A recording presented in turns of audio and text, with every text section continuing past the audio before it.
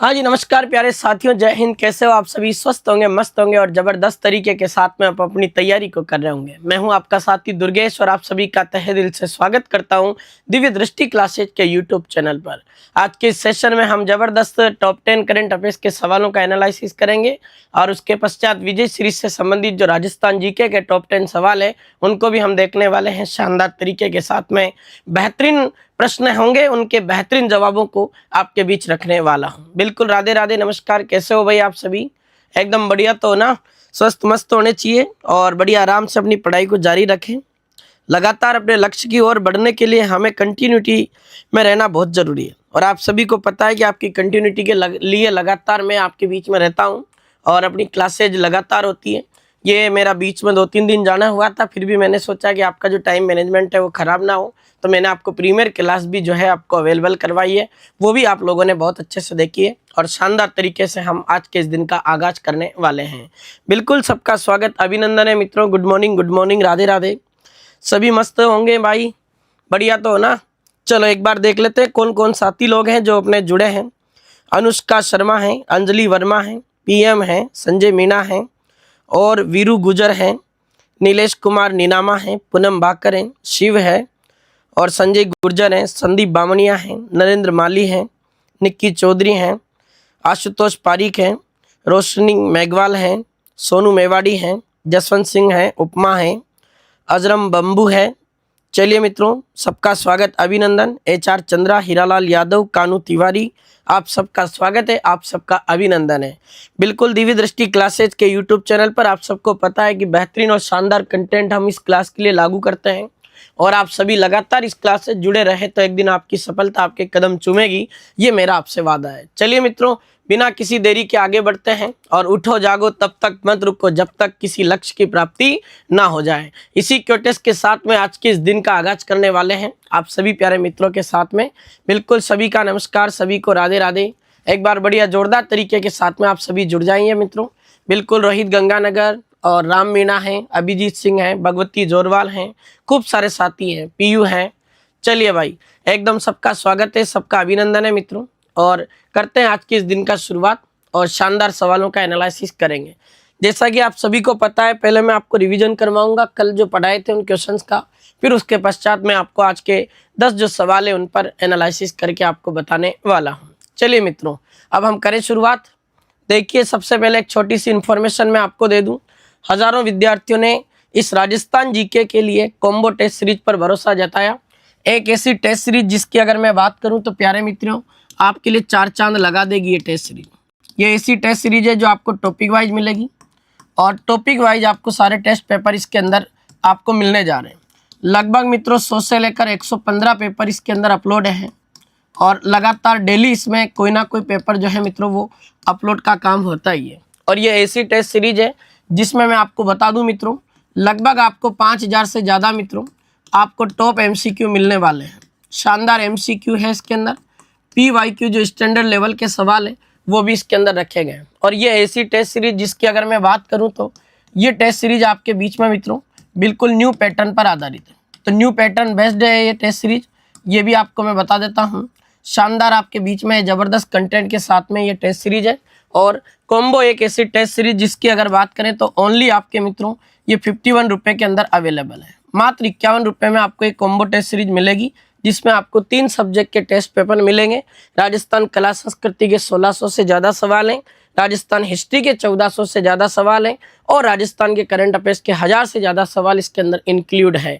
हो सकता है आने वाले दिनों में जैसे ये टेस्ट सीरीज पूरी हो जाए इन तीनों का, फिर उसके पश्चात में आपके लिए हो सकता है इसके अंदर राजस्थान ज्योग्राफी, राजस्थान की जो पॉलिटी है उसको भी इंक्लूड कर दूं। पर अभी फिलहाल 1-1.5 महीना तो इसी पर काम करना होगा, जब भी जाकर ये सारी चीज़ें जो है अपने कंप्लीट हो पाएगी। चलिए मित्रों, अब मैं आपके बीच में एक छोटी सी इन्फॉर्मेशन आपको दे दूं। अगर आपको लगता है कि कॉम्बो टेस्ट सीरीज हम क्यों खरीदें तो उसका जवाब आज आपको शाम 4 बजे क्लास में मिलने वाला है। टुडे आज मेरी लाइव क्लास रहेगी और टुडे ये लाइव क्लास होगी मित्रों जो ज़बरदस्त कंटेंट के साथ में आपके बीच में मैं लाइव आऊँगा और आज ये क्लास आपके बीच में 4 बजे होगी। शाम 4 बजे इसी चैनल पर आप सबका स्वागत करूंगा कॉम्बो टेस्ट सीरीज में एक शानदार टॉपिक के लिए और वो टॉपिक रहेगा राजस्थान कल्चर में त्यौहार और मेले। त्यौहार और मेलों से संबंधित हम टॉप 50 क्वेश्चंस देखेंगे, जिसके अंदर आपको एमसीक्यू और पीवाईक्यू में आपको बताने वाला हूं। एक बार आप इस टेस्ट सीरीज के लिए जो ये वीडियो है आप इसको देखना। आज सभी मित्र लाइव रहना, फिर आपको पता चलेगा नए पैटर्न पर आधारित कैसे सवाल है। इसके अंदर कथन कारण के सवाल मिलेंगे, काल क्रम वाले सवाल मिलेंगे, कूट वाले प्रश्न मिलेंगे, आपको सुमेलित वाले प्रश्न जो हैं वो भी आपको इसके अंदर मिलने वाले। तो आज शाम 4 बजे आप सभी साथी लाइव रहे मेरे साथ में, और बेहतरीन कंटेंट के साथ में हम पढ़ने वाले हैं कौन सी सीरीज, कॉम्बो टेस्ट सीरीज का एक बेहतरीन टॉपिक, जहां से हर परीक्षा में सवाल आ रहा है, त्योहार और मेले। चलिए मित्रों, अब बिना किसी देरी के सबसे पहले हम रिविजन की ओर बढ़ते हैं। अपना रिविजन देख लेते हैं, एक बार क्या क्या क्वेश्चन आपके बीच में थे वो देखते हैं। हमने कल पढ़ा था मारवाड़ी प्रवासी भवन। मैंने आपको बताया कि ये 4000 वर्ग में बनेगा। ये देश का पहला प्रवासी भवन है जो आपके जयपुर के जगतपुरा में डेवलप किया जा रहा है। ये प्रवासी भवन एक ऐसा भवन होगा जिसमें 46 कंट्री जो देश हैं उनके लगभग 10,000 जो प्रवासी हैं उनको फिजिकल और डिजिटल जो सुविधाएं होती है उनके लिए एक ब्रिज के रूप में काम करेगा। और ये इसका उद्देश्य क्या है, तो ग्लोबल नेटवर्किंग को बढ़ावा देगा, प्रदेश के विकास को और प्रदेश के व्यापार को बढ़ावा देने का काम करेगा। कौन? मारवाड़ी प्रवासी भवन। ये तीनों पॉइंट सही है। The trade nurses association of India, जिसको हम शॉर्ट में TNAI बोलते हैं, उसके संदर्भ में सही विकल्प का चयन करें। कल ही मैंने आपको बताया कि ये आपके जो TNAI है मित्रों, इसके राष्ट्रीय अध्यक्ष आपके एनी कुमार हैं। अब राष्ट्रीय अध्यक्ष तो इसके एनी कुमार हैं मित्रों, लेकिन आपके प्रदेश अध्यक्ष कौन है इस वाले संगठन के, तो वो भी मैंने आपको कल पढ़ाया था। और आपने राजस्थान में जो TNI है इसका जो शाखा है मित्रों, इसकी शाखा के अध्यक्ष अपने डॉक्टर जोगेंद्र शर्मा। और इसमें अभी घोषणा की है 12 मई को 2026 में अंतर्राष्ट्रीय नर्सेज दिवस मनाया गया। उस दिन ये कहा गया कि हम राजस्थान में भी इस TNAI जो है इसके लिए राजस्थान की तरफ से शाखा खोलेंगे, ये बात इसके अंदर बोली गई। और TNAI की राजस्थान शाखा की ओर से RL स्वर्णकार ऑडिटोरियम, महात्मा गांधी यूनिवर्सिटी जयपुर में इसका राज्य स्तरीय कार्यक्रम हुआ। और इस कार्यक्रम का नेतृत्व आपके राज्य अध्यक्ष डॉक्टर जोगेंद्र शर्मा की कार्यकारिणी द्वारा किया गया। इसमें मुख्य अतिथि राष्ट्रीय अध्यक्ष एनी कुमार रहे हैं। और TNAI के लिए राजस्थान में राजस्थान शाखा के लिए एक भवन बनाया जाएगा, इसकी घोषणा भी इसके अंदर की गई। फिर हमारा 3rd नंबर क्वेश्चन था, 15 मई 2026 को राजस्थान के भूतपूर्व मुख्यमंत्री स्वर्गीय श्री भैरव सिंह जी शेखावत की पुण्यतिथि मनाई गई। ये कौन से नंबर की पुण्यतिथि थी? तो आप ध्यान रख लेना मित्रों, 16वें नंबर की पुण्यतिथि थी, ये आपको याद रखना है। राजस्थान में किस स्थान पर स्टेट गवर्नमेंट द्वारा 75 करोड़ रुपए की लागत से कॉमन इन्फ्लूएंट ट्रीटमेंट प्लांट स्थापित किया जाएगा? ये आपके भिवाड़ी अलवर के पास में एक स्थान है कहरानी, वहां आपके मित्रों एक प्लांट बनेगा, उसका नाम आ जाता है क्या? कॉमन इन्फ्लूएंट ट्रीटमेंट प्लांट, जो 75 करोड़ रुपए की लागत से राजस्थान सरकार इसका निर्माण करने जा रही है। फिर हमने क्वेश्चन पढ़ा था, राजस्थान में स्थापित आपके सेमीकंडक्टर जो क्लस्टर है, इसके संदर्भ में निम्नलिखित कथनों को पढ़े और आपको सही विकल्प का चयन करें। कल ही मैंने आपको बताया कि ये सेमीकंडक्टर जो क्लस्टर है मित्रों, ये आपके सलारपुर नामक एक स्थान है, वहां पर डेवलप किया जा रहा है। और ये सलारपुर नामक स्थान अलवर जिले के भिवाड़ी नामक स्थान पर पड़ता है, यहाँ बनाया जा रहा है।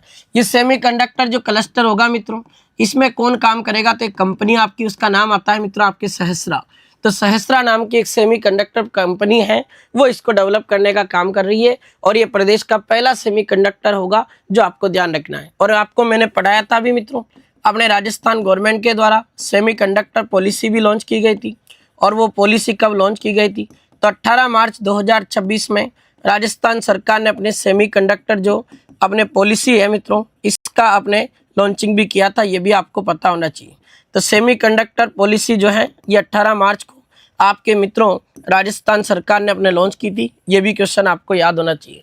और इस क्लस्टर के माध्यम से प्रत्येक साल 6 करोड़ चिप का निर्माण किया जाना है, 1200 करोड़ रुपए का निवेश होगा इसके अंदर। और इस क्लस्टर का शिलान्यास केंद्रीय रेल और इलेक्ट्रॉनिक्स मंत्री अश्विनी वैष्णव ने, और केंद्रीय वन पर्यावरण जलवायु परिवर्तन मंत्री भूपेंद्र यादव और राजस्थान के माननीय मुख्यमंत्री भजनलाल शर्मा, इन तीनों के द्वारा इसका शिलान्यास किया गया। ये भी आपको ध्यान रखना है। अगला सवाल, 15 करोड़ रुपए की लागत से राजस्थान में किस स्थान पर बीजासन माता के मंदिर में रोपवे का निर्माण किया जा रहा है? तो बीजासन माता का मंदिर कहाँ पर स्थित है मित्रों? ये आपके बूंदी के अंदरगढ़ में, वहां अब राजस्थान का 8वां रोपवे जो है मित्रों वो डेवलप हो रहा है। राजस्थान में किस रेलवे स्टेशन को पर्यावरण प्रबंधन प्रणाली के लिए ISO 14001/2015 का सर्टिफिकेट जारी हुआ है? तो जयपुर जंक्शन को पर्यावरण प्रबंधन जो मैनेजमेंट प्रणाली है उसके लिए ये सर्टिफिकेट जारी हुआ है। अगला सवाल देखते हैं। सम्राट पृथ्वीराज चौहान की जयंती मनाई गई। आपको मैंने बताया था कल ही कि इनकी इस बार 2026 में 840वें नंबर की जयंती है और पृथ्वीराज सम्राट की जो विक्रम संवत कैलेंडर के अकॉर्डिंग जो जयंती मनाई जाती है वो आपके मनाते हैं कब? ज्येष्ठ महीने के कृष्ण पक्ष की द्वादशी को मनाते हैं। और पद्मश्री पुरस्कार से सम्मानित एक व्यक्ति हैं सीपी देवल, जिनको 2011 में पद्मश्री मिला था। ये किसके लिए मिला था? तो साहित्य और शिक्षा के क्षेत्र में सीपी देवल को पद्मश्री पुरस्कार मिल चुका है। उस व्यक्ति ने उदयपुर शैली के लगभग 350 साल पुराने 602 चित्र बने हैं जिन पर सम्राट पृथ्वीराज चौहान के वीरता की कहानियां हैं, उसकी शौर्यता को उसके अंदर दिखाया गया। उस पर आधारित जितने भी चित्र हैं उन पर एक रिसर्च करने पर और काम किया जा रहा है। एक पुस्तक लिखी जा रही रासो पेंटिंग, ये भी ध्यान रखना। और सीपी देवल को 2011 में क्या मिला था? पद्मश्री पुरस्कार। ये चारों पॉइंट आपके क्या है मित्रों? सही है। हमने पढ़ा था राजस्थान के प्रमुख पदाधिकारियों को उनके पद के साथ में सम्मिलित करें, कल ही बताया। ओंकार सिंह लखावत आपके कौन है? तो राजस्थान में धरोहर जो प्राधिकरण है उसके क्या है मित्रों? अध्यक्ष। राजस्थान माटी कला बोर्ड के अध्यक्ष कैलाश सिंह टांक है। जसवंत सिंह बिश्नोई आपके राजस्थान में जीव जंतु कल्याण बोर्ड के अध्यक्ष है। और ओम प्रकाश बडाना आपके कौन है मित्रों? ये आपके राजस्थान में देव नारायण विकास बोर्ड है उसके अध्यक्ष है। तो इसका उत्तर आएगा आपका 3, 2, 4, 1। कल पूरा पढ़ लिया था। कल हमारा एक क्वेश्चन भी था कि राजस्थान को अब डेयरी, राजस्थान की जो अपने डेयरी ब्रांड है उस राजस्थान की डेयरी ब्रांड जो है मित्रों ये सरस दूध डेयरी, इसको अब राष्ट्रीय पहचान दिलानी है। उसके लिए भारत सरकार भी क्या कर रही है? प्रयास। भारत सरकार ने डेयरी सेक्टर के विस्तार को और सरस को राष्ट्रीय ब्रांड बनाने के लिए 1500 करोड़ रुपए की राशि को स्वीकृत किया है। और ये आपके ध्यान रख लेना, जापान इंटरनेशनल जो कोऑपरेटिव एजेंसी है ये जीका, इस परियोजना के तहत राजस्थान की सरस दूध डेयरी को 1000 करोड़ रुपए की राशि मिलेगी। और 500 करोड़ रुपए की राशि कौन देगा? National programme for dairy development NPDD जो है मित्रों उसकी तरफ से 500 करोड़ रुपए इसमें अंदर खर्च किए जाएंगे। और राज्य सरकार ने कहा कि जो RCDF है उसकी क्षमता को हम प्रतिदिन 45 लाख से बढ़ाकर हम 65 लाख जो प्रतिदिन दूध लीटर है वो क्षमता करने जा रहे हैं। और राजस्थान दूध उत्पादन और प्रति व्यक्ति दूध की उपलब्धता के मामले में यूपी के बाद राजस्थान का पूरे देश में कौन सा स्थान है मित्रों? दूसरा स्थान। ये शानदार कंटेंट के साथ में अपना इस तरीके से सवाल जो है मित्रों पूरा होता है। अगला प्रश्न देखेंगे, उससे पहले एक जानकारी दे दूं। राजस्थान जीके की टेंशन खत्म होगी अब और नए पैटर्न पर आधारित राजस्थान जीके का एक कॉम्बो बैच हम लेकर आए हैं। राजस्थान जीके के लिए कॉम्बो बैच जिसका नाम हमने अभ्यास रखा है। और अभ्यास क्यों रखा? कि आप थ्योरी काफ़ी पढ़ चुके हो, पर आज के जो पेपर हम देख रहे हैं चाहे वो कथन कारण वाले सवाल हो चाहे वो कालक्रम वाले सवाल हो, अब ऐसे सवालों को हम कहाँ से तैयार करें? क्योंकि ऐसा पैटर्न तो हमारे 2026-25 में ही हमें मिल रहा है और अभी तक हमारे पास में पुराने पेपर भी बहुत कम है। तो ऐसी स्थिति को संभालने के लिए हम टॉपिक वाइज आपके लिए एक अभ्यास बैच लाएं जिसमें राजस्थान हिस्ट्री का पोर्शन अभिषेक सर देखेंगे, राजस्थान भूगोल का पोर्शन आपके मोहन सर देखने वाले और राजस्थान की कला संस्कृति का पोर्शन दुर्गेश सर यानी मैं आपको पढ़ाने वाला हूं। और टॉपिक वाइज MCQ होगी जिसकी व्याख्या सहित डेमो क्लास आप देख सकते हो। और ये टोटल क्वेश्चन 6000 से प्लस इसमें क्वेश्चन होंगे। लगभग आप मान के चलिएगा 10,000 से ज़्यादा सवाल इसके अंदर हम एक्सप्लेन कर देंगे। और ये आपका जो अभ्यास बैच है मित्रों, ये आपके अभ्यास बैच ओनली 151 रुपये हैं। जो भी इच्छुक विद्यार्थी हैं, जो भी इच्छुक साथी हैं, वो इस अभ्यास बैच को जरूर परचेज कर लें। शानदार कंटेंट के साथ में आप अपनी तैयारी में 4 चांद लगा सकते हो। और 151 रुपये में भाई साहब 3 सब्जेक्ट की व्याख्या सहित आपको MCQ क्लास मिलेगी। और हाँ, कुछ साथियों का ये भी सवाल है कि इसकी वैलिडिटी कितनी होगी? तो इस बैच की वैलिडिटी मित्रों आपके 1 साल होगी। आप इसको 1 साल तक यूज कर सकते हो और 1 साल तक आपको इसका फायदा मिलेगा, जो कि एक बेहतरीन और शानदार तरीके के साथ में आपका ये अभ्यास बैच 151 रुपये का अवेलेबल है। तो जो भी साथी हैं वो दिव्य दृष्टि क्लासेज का प्ले स्टोर से डाउनलोड कर लें और स्पेशल सब्जेक्ट में जाकर आपके अपने इस अभ्यास बैच को भी आप परचेज कर सकते हैं। चलिए मित्रों, आज के दिन की शुरुआत अब यहाँ से होगी। एक बार मैं आप सभी से कहना चाहूँगा, एक बार जितने भी तमाम साथी लोग हैं एक बार क्लास को लाइक और शेयर कर दो और फिर हम आज के इस दिन को यहाँ से शुरू करेंगे। कोई नया साथी है तो जरूर चैनल को सब्सक्राइब करें, आपका अपना चैनल है। चलिए मित्रों, देखते हैं पहला सवाल। 14 मई 2026 को केंद्रीय रक्षा मंत्री राजनाथ सिंह ने किस स्थान पर मेड़ता के संस्थापक राव दूधा की अश्वरोढ़ प्रतिमा का अनावरण किया है? राव दूधा जो मेड़ता के संस्थापक है, मेड़ता आपका नागौर में पड़ता है। और ये राव दूधा जो कि मीराबाई के रिश्ते में क्या लगते थे मित्रों, दादा। और मीराबाई के दादा राव दूधा जिन्होंने मेड़ता में जाकर राठौड़ राजवंश की नींव डाली थी, उस व्यक्ति की घोड़े पर सवार प्रतिमा का अनावरण देश के रक्षा मंत्री राजनाथ सिंह ने 14 मई 2026 को कर दिया है। और ये कहां पर प्रतिमा स्थापित की गई, तो राव दूधा के नाम पर मेड़ता के पास में कोई एक स्थान है जिसका नाम आता है मित्रों आपके राव दूधागढ़। और ये राव दूधागढ़ नाम का एक स्थान है जो आपके कहाँ पड़ता है मित्रों, नागौर में पड़ता है। और मैं अगर इस राव दूधागढ़ की बात करूं तो मैं आपको शानदार और जबरदस्त तरीके से यहाँ एक सवाल और बताता हूँ। यहाँ राजस्थान सरकार ने मीरा स्मारक जो है मित्रों उसका भी निर्माण किया है। भरतपुर में एक तो मीरा स्मारक है और एक मीरा स्मारक आपके कहाँ पर स्थित है मित्रों, राव दूधागढ़ में। अब यहाँ से अगर हम बात करें तो मेड़ता की बात कर लेते हैं। ये मेड़ता आपका कहाँ पड़ता है मित्रों, तो आपका सवाल होगा कि ये तो सर उत्तर इसका होगा नागौर होगा। ये मेड़ता है, इस मेड़ता में आपसे पूछा जाए कि कौन सा राजवंश था, तो आप जानते हैं कि इसके अंदर राठौड़ राजवंश जो है मित्रों उसने शासन किया है इसके अंदर। और अगर मैं इस मेड़ता की बात करूं मित्रों तो मेड़ता के संस्थापक के रूप में किसको जाना जाता है, तो वो मेड़ता के संस्थापक आपके कौन है मित्रों, राव दूधा है। और राव दूधा जो कि कौन है मित्रों, तो बाजोली पाली के ठिकानेदार थे रतन सिंह राठौड़ उनके पिता, और मीराबाई के कौन थे, ये दादा। मीराबाई के दादाजी थे, और मीराबाई के दादाजी थे राव दूधा, जिन्होंने मीरा का बाल्यावस्था से लेकर अपनी उनकी विवाह तक उनका पालन पोषण करने का काम किया। और सवाल आया है 3rd ग्रेड में, मेड़ता नागौर को मीराबाई की क्रीड़ा स्थली माना जाता है। ध्यान रख लेना छोरों, गजब का सवाल है। मीरा की जन्म स्थली तो आपके कुड़की गांव है, जो पहले आपके कहाँ आता था, पाली में। आज वो कुड़की गांव आपके ब्यावर में आता है। मीराबाई की क्रीड़ा स्थली पूछे तो मेरे लाल ध्यान रख लेना, वो आपके मेड़ता को ही माना जाता है। और मेड़ता आपका कहाँ पड़ता है मित्रों, नागौर में पड़ता है। ये शानदार और जबरदस्त क्वेश्चन आपका जो है यहाँ से पूरा होता है।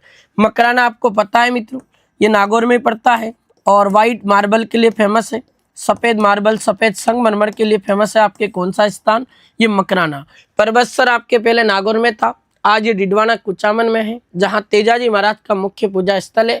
जो अभय सिंह राठौड़ मारवाड़ का राजा था उसने वो मंदिर बनाया था। ये सारे राजस्थान जीके से रिलेटेड क्वेश्चन भी हमने देखे और करंट का सवाल भी आपके जो है मित्रों ये पूरा होता है। तो आ सकता है मित्रों सवाल, बढ़िया क्वेश्चन है और वेरी इंपॉर्टेंट है एग्जाम की दृष्टि से। हो सके तो 2026 में इस तरीके का सवाल आपको जो है वो देखने को मिलेगा। अगला प्रश्न देखते हैं।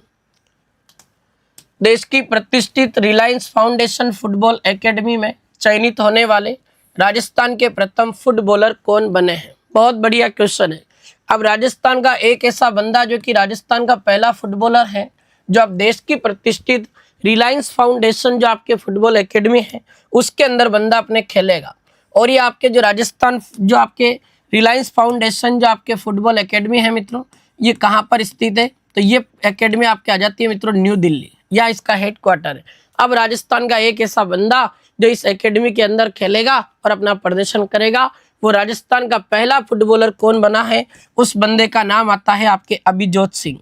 और अगर मैं अभिजोत सिंह की बात करूं तो मित्रों ध्यान रख लेना, इनका खेल तो आपके हो जाएगा फुटबॉल, और इनका जिला पूछे तो ये आपके हो जाएगा मित्रों क्या, जयपुर। आजकल ऐसे भी सवाल आ जाते हैं, एक तरफ खिलाड़ी का जिला पूछ लेगा, एक तरफ खिलाड़ी का खेल पूछ सकता है, उसको भी ध्यान रखना। मोहम्मद कैफ भी आप जानते ही हो मित्रों, मोहम्मद कैफ का संबंध भी आपके किस आता है, तो फुटबॉल गेम से आता है। गजब का शानदार प्लेयर है और भारतीय फुटबॉल टीम में खेल चुका है कौन, मोहम्मद कैफ।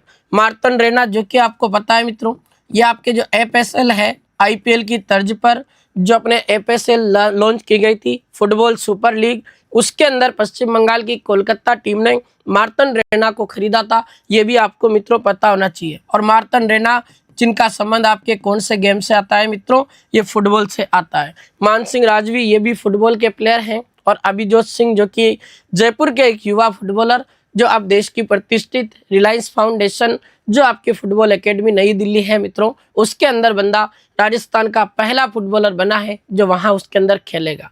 ये इस प्रश्न का उत्तर होगा आपका क्या मित्रों, बी ऑप्शन। अगला प्रश्न देखते हैं।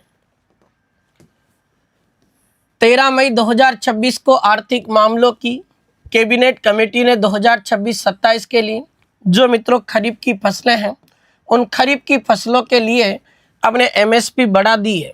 उस एमएसपी के संदर्भ में एक ऐसा विकल्प है जो आपके इसके अंदर गलत लिखा हुआ है वो हम देखते हैं। अब एमएसपी का मतलब आपको मैं बता देता हूँ मित्रों। यहाँ एम का मतलब आपके होता है मिनिमम, और यहाँ आपके एस का मीनिंग होता है आपके सपोर्ट, मिनिमम सपोर्ट।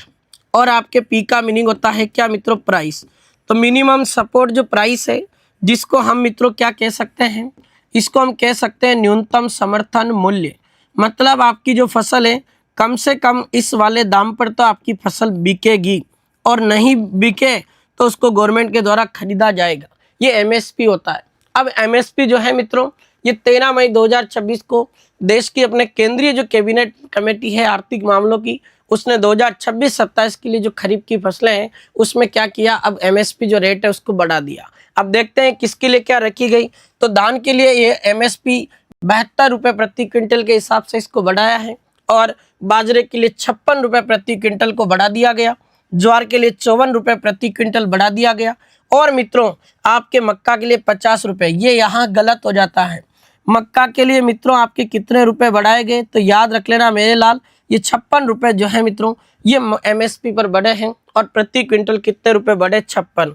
तो यहाँ ये विकल्प गलत था, बाकी सारे 3 विकल्प जो लिखे ऊपर वाले वो एकदम करेक्ट है। अब कुछ फसलों के और एमएसपी में बढ़ोतरी हुई है, उनको देख लेते हैं मित्रों। एक बार ध्यान से सुने। फसल आपके दान आ जाती है, उसमें 72 रुपये की बढ़ोतरी हुई है, और अब इसकी मिनिमम सपोर्ट प्राइस देखें तो वो कितनी हो गई, 2441 रुपये। ऐसे ही ज्वार में अगर अपन देखें तो ज्वार में भी देखिएगा 54 रुपये की बढ़ोतरी की गई, और ज्वार का एमएसपी रेट रखा गया 4023 रुपये प्रति क्विंटल। फिर हम बात करें बाजरे की, तो यहाँ 56 रुपये प्रति क्विंटल है, और बाजरा अब आपके 2900 रुपये प्रति क्विंटल के हिसाब से मित्रों ये आपके तोला जाएगा। रागी की बात करें तो इसमें 55 रुपये की बढ़ोतरी हुई है, और रागी आपके अब बढ़कर कितनी हो गई, 5205 इसकी एमएसपी हो गई। मक्का की बात करें तो 56 रुपये बढ़े हैं, और 2410 इसकी एमएसपी हो गई। तुअर या अरहर की दाल पर 74 रुपये बढ़े हैं, और इसकी रेट अब बढ़ाकर कितनी कर दी गई, 8450 रुपये कर दिया गया। मूंग की अगर बात करूं मैं तो 60 रुपये आ जाते हैं इसमें बढ़ोतरी के, और 8780 रुपये इसमें एमएसपी रखी गई। उड़द में 60 रुपये की बढ़ोतरी होकर इसमें जो राशि रखी गई वो 8200 रुपये की रखी गई। मूंगफली में 60 रुपये बढ़े हैं, और 7517 इसकी एमएसपी होगी। ऐसे सूरजमुखी के अंदर 60 रुपये की बढ़ोतरी हुई है, और इसकी जो रेट है 8343 हो गई। सोयाबीन में 60 रुपये बढ़े, और अब इसकी मिनिमम सपोर्ट प्राइस रही है 5708। तिल में अभी आपके 60 रुपये की बढ़ोतरी हुई है, और यह मिनिमम सपोर्ट प्राइस जो है 10,334।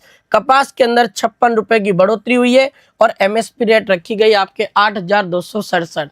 अब मित्रों मैं आपको बता दूं, क्या अपन ये सारी चीज़ें याद रखेंगे तो इतनी सारी चीज़ें तो अपन भूल जाएंगे। मैं आपको कुछ चीज़ें बता रहा हूँ, उनको आप ध्यान रख लेना। एक तो आपको पता है कि बाजरा उत्पादन में राजस्थान का पूरे देश में पहला स्थान है, और मैं आपको बता रहा हूँ बाजरा जिसकी एमएसपी रेट अगर आपसे पूछा जाए मित्रों, तो ये आपको ध्यान रखना है। बाजरे की एमएसपी रेट आपके आ जाती है 2900 रुपये प्रति क्विंटल। बहुत बढ़िया तगड़ा सवाल है चोरों, और हो सकता परीक्षा में यहाँ से कोई ना कोई सवाल जो है वो आपको यहाँ से देखने को मिल सकता है। बाजरा के अलावा आप एक मित्रों मक्का की ध्यान रख लेना। मक्का में 56 रुपये बढ़े हैं, और 56 रुपये बढ़कर अब इसकी एमएसपी कितनी हो गई, तो ये इसकी एमएसपी हो गई आपके 2410 रुपये। इसको जरूर ध्यान रखना। तीसरी बात करें तो एक आपके मूंगफली वाला आंकड़ा है, इसको जरूर आपको ध्यान रखना पड़ेगा। मूंगफली के अंदर अपने 60 रुपये बढ़े हैं, और अब इसकी एमएसपी रेट कर दी गई 7515 रुपये। इसको ध्यान रखना। इसके अलावा एक सोयाबीन का याद रख लेना। सोयाबीन में आपके 60 रुपये की बढ़ोतरी की है, और अब इसकी एमएसपी रेट रखी गई आपके 5708 रुपये। और एक लास्ट में आपको बता दूं कपास, ये भी आपको ध्यान रखना पड़ेगा। कपास के अंदर 56 रुपये बढ़े हैं, और 8267 रुपये अब इसकी एमएसपी रेट को रखा गया। ये आपके 4-5 आंकड़े अगर आप याद रख लेते हो तो काफ़ी है मित्रों, और यहीं से अपने कोई ना कोई जो सवाल है वो आपके परीक्षा में छप जाएगा। शानदार ज़बरदस्त क्वेश्चन है। और मैंने आपको पढ़ा दिया बाजरा उत्पादन में, मोटा अनाज में, सरसों और राई के उत्पादन में, तिल के उत्पादन में, इन सभी के मामले में राजस्थान पहले नंबर पर है। मूंगफली उत्पादन में हम गुजरात के बाद दूसरे नंबर पर हैं। चना उत्पादन, दाल उत्पादन, सोयाबीन उत्पादन के मामले में हमारे राजस्थान की तीसरी रैंक है। ये भी आपको मैं काफ़ी बार पढ़ा चुका हूँ। इस तरीके से याद रखना। ये तगड़ा और शानदार आपके बीच में प्रश्न था, जो यहाँ से आपकी परीक्षा में एक क्वेश्चन डेफिनेटली आपको देखने को मिलेगा। मैं फिर कह रहा हूँ छोरों, लगा लो, वेरी इंपॉर्टेंट, एग्जाम की दृष्टि से बड़ा गजब का और शानदार प्रश्न आपके हैं जो यहाँ से परीक्षा में सीधा छपेगा और आएगा। इन 5 में से एक ने का आंकड़ा तो आपको कम से कम ध्यान रख लेना है, एक प्रश्न आपको देखने को मिलेगा। आओ अगले प्रश्न की ओर बढ़ता हूं। नई दिल्ली में आयोजित एक समारोह में उद्योग संवर्धन और आंतरिक व्यापार जो विभाग है उसके द्वारा किस राजस्थानी को राष्ट्रीय उत्कृष्टता पुरस्कार AI जो मार्केटिंग है उसका पुरस्कार मिला है, वो व्यक्ति बताओ। AI अभी आप खूब सुन रहे इसको, AI का मतलब होता है आपके आर्टिफिशियल इंटेलिजेंस। ये आपके जो मित्रों आर्टिफिशियल जो इंटेलिजेंस है जिसको हम क्या बोलते हैं, कृत्रिम बुद्धिमत्ता बोलते हैं। अब ये इंटेलिजेंस जो है आपके आर्टिफिशियल, अगर इसमें देखें तो इसके मामले में मार्केटिंग करने के मामले में राजस्थान का एक युवा उद्यमी है, उस बंदे को नई दिल्ली में उद्योग संवर्धन और आंतरिक व्यापार विभाग का एक समारोह हुआ, उसमें उस बंदे को राष्ट्रीय उत्कृष्टता पुरस्कार AI मार्केटिंग पुरस्कार मिला। उसका नाम क्या जाता है? तो सीकर के रहने वाले एक युवा उद्यमी हैं, उनका नाम आता अभिमन्यु निर्बण। अभिमन्यु निर्बण नामक एक व्यक्ति हैं जो सीकर के हैं और इस बंदे को आपके राष्ट्रीय उत्कृष्टता पुरस्कार AI मार्केटिंग पुरस्कार से सम्मानित किया गया। शानदार क्वेश्चन है जो आपको यहाँ से इस प्रश्न को ध्यान रखना है। तो इस प्रश्न का उत्तर आपके सामने हो जाएगा क्या मित्रों? बी ऑप्शन होगा। बड़ा बेहतरीन और लाजवाब क्वेश्चन आपका पूरा हुआ। आओ अगले प्रश्न की ओर बढ़ते हैं। राजस्थान की किस प्रसिद्ध महिला उद्यमी और समाज सेविका को नई दिल्ली में आयोजित प्रतिष्ठित 100 iconic women of India 2026 award से सम्मानित किया गया? क्या बात है, आजकल तो राजस्थान के युवा उद्यमी काफ़ी अपने आगे जा रहे हैं और यहाँ से अपने कोई ना कोई सवाल जो है मित्रों ये पक्का परीक्षा के लिए इम्पोर्टेंट होगा। देख लेते हैं, नई दिल्ली में एक अपने मित्रों प्रतिष्ठित 100 आइकॉनिक वीमेन ऑफ इंडिया 2026 का समारोह हुआ। उसके अंदर उन 100 आइकॉनिक महिलाओं के अंदर जो अपने इंडिया में हैं, एक पुरस्कार राजस्थानी महिला को मिला, उसका नाम क्या होगा? तो शिखा शर्मा आपके जयपुर से संबंधित है और जयपुर की शिखा शर्मा को मित्रों ये आप याद रखिएगा कौन सा पुरस्कार मिला? तो 100 iconic women of India 2026 award से सम्मानित किया गया। महावीर सैनी जो है मित्रों ये करौली के नहीं मित्रों, महावीर सैनी का संबंध आपके श्री गंगानगर जिले से है और करौली के एक बाला फेंक के प्लेयर है सुंदर सिंह गुर्जर, उसके गुरु हैं जो द्रोणाचार्य पुरस्कार से भी क्या है मित्रों सम्मानित हैं। और ये आपका जो है मित्रों ये प्रश्न पूरा होगा। शिखा शर्मा जयपुर, इस प्रश्न का क्या होगा? उत्तर होगा। आओ अगले प्रश्न पर चलते हैं। किस अदानी एयरपोर्ट सिटी में देश का पहला लग्जरी किम्पटन जो होटल है मित्रों वो आपके खोला जाना प्रस्तावित है? क्या बात है, शानदार सवाल है। अपने राजस्थान में मित्रों एक ऐसा एयरपोर्ट है जिसके पूरे संचालन की जिम्मेदारी अदानी ग्रुप को मिली है, इसलिए मित्रों उस एयरपोर्ट के कारण उस सिटी को अदानी एयरपोर्ट सिटी के नाम से जाना जाता है।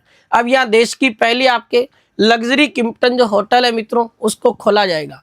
ऐसी होटल होगी जिसके अंदर सभी प्रकार की इसमें फैसिलिटीज़ अवेलेबल होगी। जैसे मान लो कि कोई भी इन्वेस्टर की मीटिंग हो रही है या ग्लोबल एग्रीटेक मीट जो अभी स्थगित हो गया, इस प्रकार के कोई भी जो प्रोग्राम सरकार के होंगे तो वो इसके अंदर हो सकेंगे। और ये देश का पहला प्रतिष्ठित लग्जरी किम्पटन होटल ये आपके कहाँ खोला जाएगा? तो मेरे लाल ध्यान रख लेना, आपके जयपुर एयरपोर्ट में खोला जाएगा।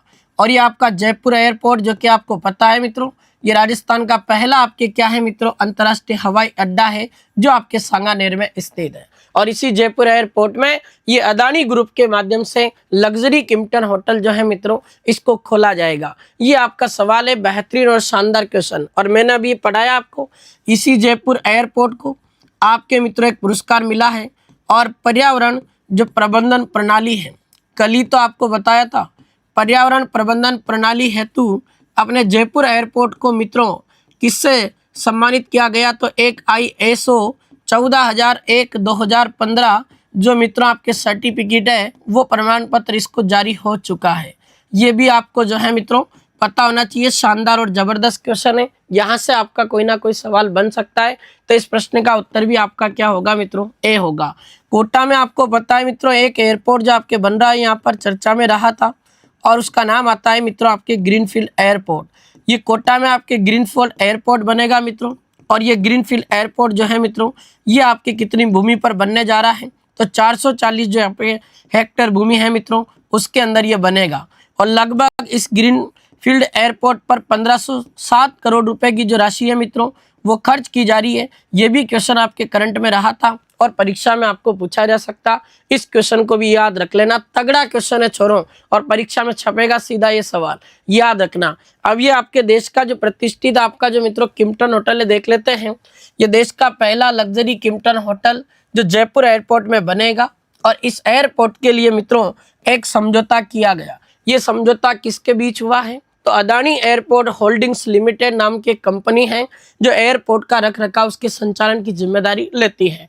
और IHG होटल्स एंड रिसोर्ट्स जो है मित्रों उस संगठन के बीच में समझौता हुआ, और देश का पहला लग्जरी किम्पटन होटल आपके जयपुर एयरपोर्ट में बनने जा रहा है। ये आपका सवाल था, इस तरीके से पूरा हुआ। आओ मित्रों अगले सवाल पर डिस्कस करते हैं। 3 से लेकर 9 मई 2026 के बीच आयोजित अखिल भारतीय अंतर विश्वविद्यालय वुशु पुरुष और महिला चैंपियनशिप 2026 के संदर्भ में सही विकल्प का चयन करें। लगा लो, वेरी इंपॉर्टेंट। फिर कह रहा हूं, आने वाले दिनों में खेल खिलाड़ी के हिसाब से ये सवाल आपका पक्का परीक्षा में छपना है, और शानदार जबरदस्त ये क्वेश्चन आपके बीच है। अखिल भारतीय अंतर विश्वविद्यालय वुशु पुरुष और महिला जो चैंपियनशिप है ये आपके 2026 की कहाँ हुई और क्या इसके बारे में सही विकल्प है वो हमें जानकारी लेनी। इस प्रतियोगिता का आयोजन आपके कश्मीर विश्वविद्यालय के अंदर किया गया। इस प्रतियोगिता में राजस्थान यूनिवर्सिटी के खिलाड़ियों ने कुल अपने 8 पदक जीते हैं। बहुत बढ़िया, शानदार क्वेश्चन है मित्रों। राजस्थान की तरफ से अपने यूनिवर्सिटी के खिलाड़ियों ने भाग लिया, और आपको मैं कई बार पढ़ा चुका हूँ कि राजस्थान विश्वविद्यालय जो कि आपके मित्रों कहाँ पर स्थित है? जयपुर में। और जयपुर में ये आपके जो राजस्थान यूनिवर्सिटीज़ की कुल गुरु कौन है? तो ये भी आपको नाम याद होना चाहिए। उनका नाम आ जाता है आपके प्रोफेसर अल्पना कटेजा। याद रखना, क्योंकि आजकल करंट के अकॉर्डिंग ऐसे सवाल भी पूछ ले जाते हैं। और अपने राजस्थान यूनिवर्सिटी के 8 खिलाड़ी हैं जिन्होंने शानदार अपने प्रदर्शन किया, और ये आपके मित्रों 8 पदक जीते हैं। इन 8 पदक में क्या रही है रणनीति? तो 5 तो इसके अंदर आपके रजत पदक जीते गए, सिल्वर मेडल, और 3 अपने ब्रॉन्ज मेडल जीते गए। हालांकि अपने हाथ इसमें कोई भी गोल्ड मेडल नहीं लगा, पर फिर भी राजस्थान के यूनिवर्सिटी के खिलाड़ियों ने 8 पदक इसके अंदर जीते हैं। ये भी आपको जो है मित्रों पता होना चाहिए। और राजस्थान राज्य वुशु खेल संघ के अध्यक्ष आपके कौन है मित्रों? हीरानंद कटारिया। ये आपके स्टेटमेंट लिखे हैं। क्या आपको लगता है कौन सा स्टेटमेंट सही होगा? बता दो फटाक से। तो देखो, पहला और दूसरा स्टेटमेंट तो सही है मित्रों, पर अब आपको तीसरा देखना है। क्या ये राजस्थान राज्य वुशु संघ के अध्यक्ष है हीरानंद कटारिया? अगर है तो आपका राइट आंसर हो जाएगा। और मैंने आपको खूब पढ़ा दिए खेल और खेल संघ के अध्यक्ष के इतने सवाल पढ़ाए आपको कि अब तो ये चीजें जो है मित्रों आपके जहन में रह गई। और बिल्कुल ये तीनों पॉइंट सही है। तो यहाँ इस प्रश्न का उत्तर होगा आपका मित्रों केवल 1, 2, 3। बहुत बढ़िया, तगड़ा प्रश्न आपके सामने इस तरीके से पूरा होता है, और ये आपका प्रश्न इस तरीके से पूरा हुआ। आओ अगले प्रश्न की ओर बढ़ता हूं। 3 से लेकर 15 मई 2026 के मध्य भोपाल मध्य प्रदेश में आयोजित 24वें नंबर की कुमार सुरेंद्र सिंह नेशनल शूटिंग प्रतियोगिता हुई।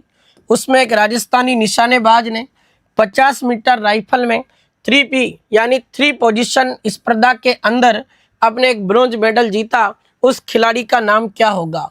तो राजस्थान का एक ऐसे राजस्थानी एक प्लेयर है जिन्होंने 24वें नंबर की कुमार सुरेंद्र सिंह नेशनल शूटिंग प्रतियोगिता जो आपके 3 से 15 मई को भोपाल MP में आयोजित हुई उसके अंदर ब्रॉन्ज मेडल जीता, और वो भी 50 मीटर राइफल में 3P पोजीशन में।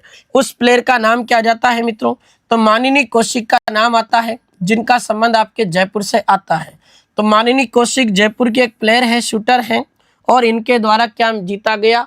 तो भोपाल की इस प्रतियोगिता के अंदर इन्होंने कांस्य पदक जीता। ये शानदार सवाल आपका पूरा होता है। अवनी लेखरा भी आपके जयपुर की है, और अभी लैब असिस्टेंट में सवाल आया था अवनी लेखरा का संबंध किस खेल से है? तो ये आपके पैरा शूटिंग यानी पैरा निशानेबाज की प्लेयर है। और अवनी लेखरा जिसको मित्रों आपको पता है गोल्डन गर्ल के नाम से जाना जाता है राजस्थान में, ये भी आपको मित्रों पता होना चाहिए। तो गोल्डन गर्ल ऑफ राजस्थान अगर पूछे मित्रों तो ये आपके कौन है? अवनी लेखरा। क्यों कहते हैं इनको? क्योंकि अवनी लेखरा वो प्लेयर है मित्रों जो अपने टोक्यो पैरा ओलंपिक 2020 और पेरिस पैरा ओलंपिक 2024 दोनों में 2 बार लगातार गोल्ड मेडल जीतने वाली पहली देश की पैरा एथलीट प्लेयर हैं। और राजस्थान में बेटी बचाओ बेटी पढ़ाओ अभियान की ब्रांड एम्बेसडर है कौन? अवनी लेखरा। मोना अग्रवाल की बात करें तो ये भी जयपुर की प्लेयर है और इसका खेल भी आपके आ जाता है पैरा निशानेबाजी, पैरा शूटिंग। मोना अग्रवाल एक ऐसी प्लेयर है जिसने पेरिस पैरा ओलंपिक 2024 के अंदर ब्रॉन्ज मेडल जीता था और मोना अग्रवाल को साल 2024 में खेल के क्षेत्र में भारत सरकार ने अर्जुन पुरस्कार से सम्मानित किया। और दिव्यांश पवार ये भी आपके राजस्थान के जयपुर के रहने वाले प्लेयर है और दिव्यांश पवार का संबंध भी किस खेल से आता है? शूटिंग से आता है। ले मेरे लाल, ये तेरे 4 के 4 ऑप्शन एकदम कंप्लीट है। और मैं फिर कह रहा हूं, लगा लो, वेरी इंपॉर्टेंट, छपेगा आने वाले दिनों में। सेकंड ग्रेड, फर्स्ट ग्रेड जैसे एग्जाम में ये सवाल अपन को आसानी से देखने को मिलते हैं। और खेल खिलाड़ी एक ऐसा टॉपिक जहां से अक्सर परीक्षा में क्वेश्चन डेफिनेटली आपको पूछा जाता है। आओ अगले प्रश्न पर बढ़ते हैं। जूनियर एशियन बॉक्सिंग चैंपियनशिप जो अंडर 15 और अंडर 17 कैटेगरी के अंदर हुई, उसके बारे में सही विकल्प का चयन करना है। अब मित्रों मैं आपको कुछ सवाल बता दूं, इनको ध्यान से सुनो।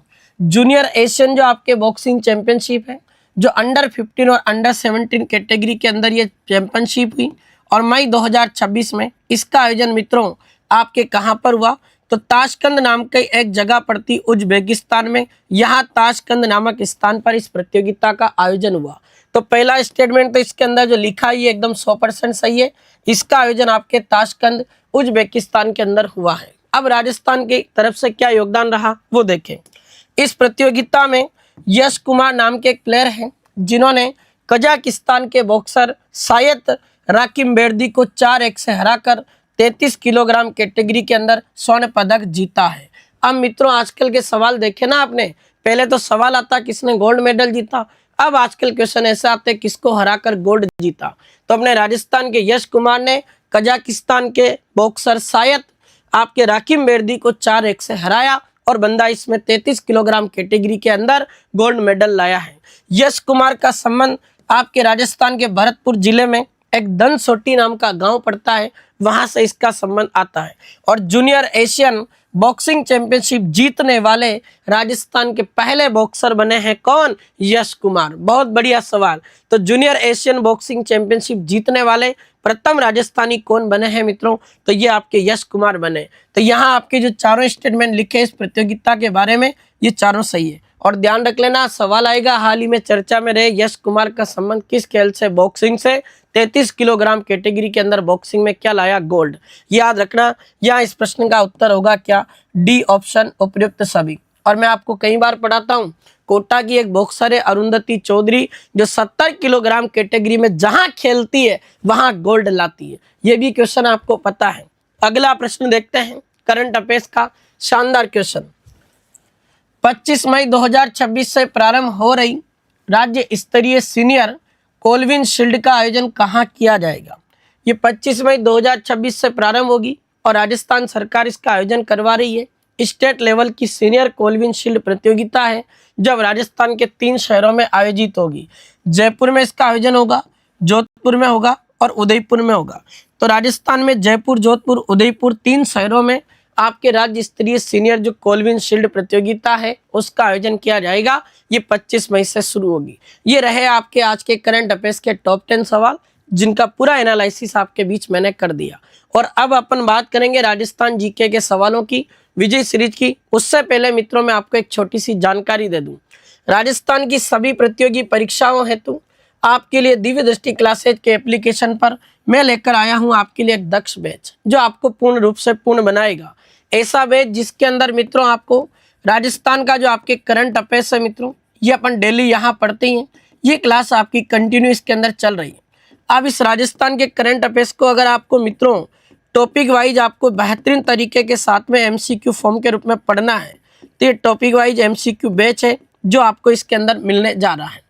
इस दक्ष बैच के अंदर आपको राजस्थान करंट ही नहीं मिलेगा। इस दक्ष बैच के अंदर आपको मित्रों मैं आपको इसके अंदर थ्योरी बैच भी देने वाला हूँ। थ्योरी बैच में आपको क्या मिलेगा तो मैं आपको बता दूं। थ्योरी बैच के अंदर आपके राजस्थान जीके का एक जबरदस्त सब्जेक्ट है जिसका नाम आता है मित्रों आपके राजस्थान आर्ट एंड कल्चर। इस राजस्थान आर्ट एंड कल्चर के अभी काफ़ी एग्जाम में सवाल आ रहे हैं, खूब ज़्यादा आ रहे हैं। लगभग 160 से लेकर 170 घंटे में मित्रों मैंने इसका मैटर पढ़ाया है। आप इसको सेकंड ग्रेड एग्जाम, ये आपके फर्स्ट ग्रेड एग्जाम, ये आपके पीटीआई एग्जाम, मतलब आपके राजस्थान में एलडीसी सीईटी किसी भी एग्जाम के लिए आप इस बैच को पढ़ सकते हो, दक्ष बैच को। और ये दक्ष ऐसा बैच है जो कि मित्रों अभी प्रेजेंट टाइम ओनली आपके बीच में मात्र 51 रुपये के अंदर अवेलेबल है। तो मात्र 51 रुपये के अंदर दक्ष बैच आपको मिलेगा, जिसमें आपको राजस्थान का करंट अफेयर्स से अंदर मिलेगा, पूरा टॉपिक वाइज होगा, मंथली सेशन उसके अंदर होंगे और पूरे शानदार तरीके से राजस्थान कल्चर के सवाल इसके अंदर आपको थ्योरी वाइज मिलेंगे, टॉपिक वाइज। ये आपके दक्ष बैच 51 रुपये का। अब आओ विजय सीरीज के सवालों पर। अब देखेंगे तुम्हारा प्रदर्शन, तुम राजस्थान जीके में कितना जानते हो। अब फटाफट से प्रश्न को पढ़ो और रिप्लाई करो। काललदे नामक महिला संत का संबंध राजस्थान में किस लोक संत से रहा। एक महिला संत का नाम आया इसके अंदर और वो नाम आपके आया है काललदे। बता दो मित्रों, काललदे का संबंध आपके राजस्थान में किस संत से। एक बार जरूर क्लास को लाइक और शेयर कर दो। और जितने भी कोई नए साथी हैं, पहली बार जुड़े और कंटेंट अच्छा लगे, भरोसा है, तो हमारे इस छोटे से चैनल को भी जरूर सब्सक्राइब करें। चलो भाई, बहुत बढ़िया। देखो मित्रों, काललदे नामक महिला जो संत है मित्रों, ये आपके राजस्थान में एक लोक संत है, जसनाथ जी महाराज। उन जसनाथ जी महाराज की क्या है मित्रों, मंगेतर।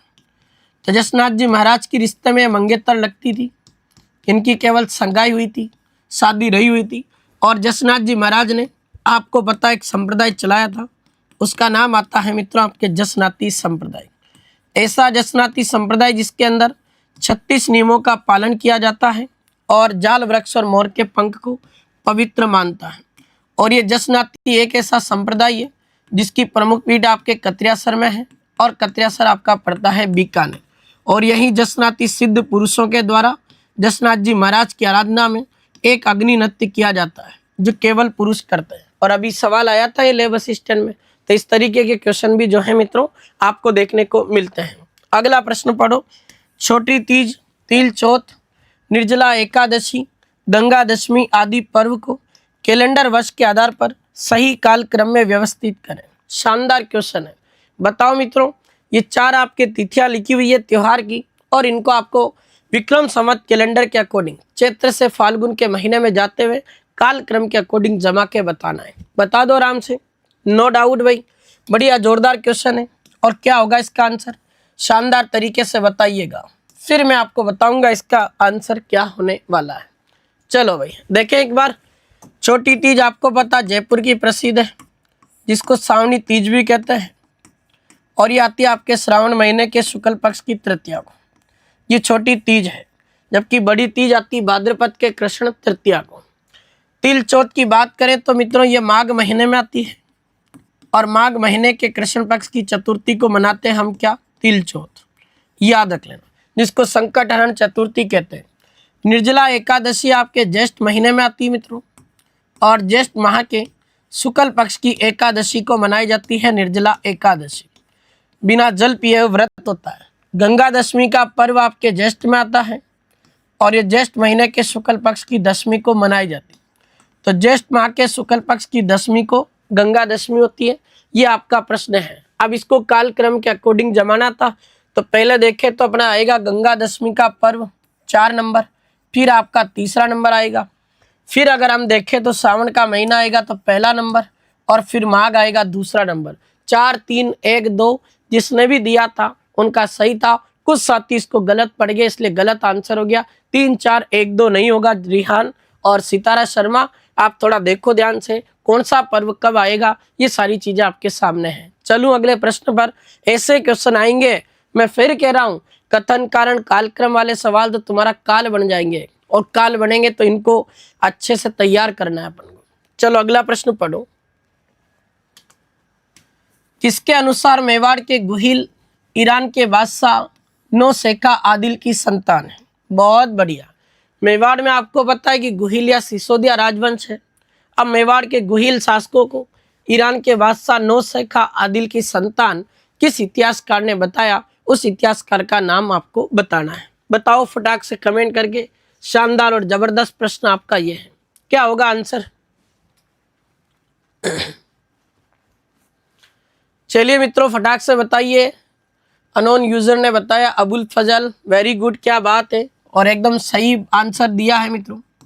अबुल फजल जो कि अकबर का दरबारी विद्वान था, उसने ही अपने मेवाड़ के गुहिल शासकों को ईरान के बादशाह नौशेखा आदिल की संतान बताया है। अगला सवाल, बप्पा रावल, समर सिंह, रतन सिंह और कुंभा को कालक्रम के अनुसार सही क्रम में व्यवस्थित करें। वेरी इंपॉर्टेंट क्वेश्चन है, जबरदस्त क्वेश्चन। बताओ इसका कालक्रम। बप्पा रावल जिसको कालभोज के नाम से जाना जाता, मेवाड़ के गुहिल सिसोदिया राजवंश का वास्तविक संस्थापक बप्पा रावल हैं। एक समर सिंह है, एक रतन सिंह है और एक कुंभा है। इनको शासन काल के आधार पर कालक्रम में जमाना है। तो वैसे ही जमे हुए ये तो बप्पा रावल आएगा पहले, फिर समर सिंह, फिर रतन सिंह और फिर आपके आएगा कुंभा। ये आपके इनका शासन काल है मित्रों। तो 1 2 3 4 ये इसका कालक्रम है। अगला प्रश्न पढ़ो, शानदार प्रश्न आया है भाई। माही महोत्सव, मोमासर महोत्सव और एक आपका ग्रीष्म महोत्सव और एक आपके नाम आया है मरु महोत्सव आदि को कैलेंडर वर्ष के आधार पर सही कालक्रम में व्यवस्थित करना है। बहुत बढ़िया शानदार क्वेश्चन है। अब बता दो कब कब ये महोत्सव मनाए जाते हैं, ये बता दो। माही महोत्सव आपको पता है कहाँ का फेमस है? बांसवाड़ा का, ये पहला सवाल। मोमासर महोत्सव आपको पता कहाँ का फेमस है? बीकानेर, ये सेकंड नंबर क्वेश्चन। ग्रीष्म महोत्सव अभी करंट में ही पढ़ाया था, ये माउंट आबू का फेमस है जो सिरोही में पड़ता है। और मरु महोत्सव आपके कहाँ का फेमस है? ये जैसलमेर। अब 4 क्वेश्चन तो मैंने आपको बता दिए। अब आपको ये बताना है ये अपने कालक्रम के अकॉर्डिंग कैसे सेट होंगे। बताओ, माही महोत्सव की बात कर लेते हैं मित्रों। इसका आयोजन कब होता है? मोमासर महोत्सव का आयोजन कब होता? ग्रीष्म महोत्सव कब होता है? और मरु महोत्सव का आयोजन कब होता? माही महोत्सव का आयोजन ये राजस्थान का पर्यटन विभाग जनवरी में करवाता है। मोमासर महोत्सव का आयोजन बीकानेर में नवंबर में होता है मित्रों। ग्रीष्म महोत्सव का आयोजन आपके मई जून में होता है मित्रों। इस बार 9-10 मई को हुआ था। और ये आपका मरु महोत्सव जिसका आयोजन आपके जनवरी के एंड में शुरू होता है और इसका समापन आपके फरवरी में होता है। अब आपको इसको कालक्रम के अकॉर्डिंग जमाना था। कुछ साथियों के रिप्लाई भी आए, बहुत बढ़िया, कुछ साथियों ने आंसर दिए। देखो मित्रों, सबसे पहले माही महोत्सव आएगा, फिर उसके बाद में मरु महोत्सव आएगा चौथा नंबर, फिर आपके ग्रीष्म महोत्सव 3 नंबर और फिर आपका आएगा मित्रों मोमासर महोत्सव। 1 4 3 2 जिसका आंसर है वो एकदम कंप्लीटली तैयारी पर है और शानदार प्रश्न का आंसर दिया। मैं तुम्हें कह रहा हूँ ना, कॉम्बो टेस्ट सीरीज अभ्यास बैच के अंदर इसी प्रकार के सवाल है, कालक्रम कथन कारण वाले सवाल। जिंदगी बदल जाएगी अगर तुम ऐसा कंटेंट पढ़ के गए तो। और हमें मेहनत करनी पड़ेगी, शानदार तरीके से पढ़ना पड़ेगा। आओ अगले प्रश्न पर। गोटिया अंबा माता मेला, सीतावाड़ी मेला, कपिल मुनि का मेला और बाबू महाराज का मेला आदि को कैलेंडर वर्ष के आधार पर सही काल क्रम में जमाओ। क्या तगड़ा सवाल है भाई साहब, जिंदगी बदल देगा ये प्रश्न। बताओ देखें क्या होगा इसका आंसर, फिर मैं आपको बताऊंगा क्या लेवल का सवाल आया आपके। चलिए मित्रों, इस प्रश्न का रिप्लाई करें आप। तो सितारा शर्मा कह रहे 1 2 4 3 होगा। चलो बुलबुला भी कह रहे हैं। चलो भाई देखो, गोटिया अंबा माता मेला आपके कहाँ का है? बांसवाड़ा का। कब लगता है ये मेला? चैत्र महीने की अमावस को लगता है। बिलों का कुंभ कहलाता है ये मेला। सीतावाड़ी का मेला आपके 12 जिले की केलवाड़ा नाम की तहसील है एक, उसके अंदर लगता है। शहरियों का कुंभ है। और सीतावाड़ी का मेला ज्येष्ठ महीने की अमावस को लगता है। कपिल मुनि का मेला कई बार परीक्षा में आया है। कपिल मुनि का मेला कोलायत बीकानेर में लगता है और कार्तिक महीने की पूर्णिमा को ये मेला लगता है। दीपदान परंपरा का आयोजन इसके अंदर होता है। बाबू महाराज का मेला देख लेते हैं। ये धौलपुर में आयोजित होता है। और धौलपुर में कौन से दिन लगता है? बावेरी बीच के दिन भाद्रपद माह के शुक्ल पक्ष की द्वितीया को लगता है। अब गए काम से आधे लोग जिनको पता ही नहीं था ये मेले कब लगते हैं। कितना लेवल का सवाल। पढ़े अपन कालक्रम के अनुसार से सबसे पहले चैत्र आएगा, ये गोटिया अंबा माता मेला आएगा। फिर आपका आएगा ज्येष्ठ का महीना, सीताबाड़ी का मेला, ये लगा दिया। अब भाद्रपद पहले आता, कार्तिक बाद में आता है, तो पहले 4 नंबर और फिर 3 नंबर, 1 2 4 3, ये इसका आंसर होगा। जिसने भी दिया उनका एकदम शानदार रिप्लाई था और एकदम बढ़िया उत्तर देकर उन्होंने सही उत्तर तक पहुंचाया है। आओ अगले प्रश्न पर बढ़ते हैं।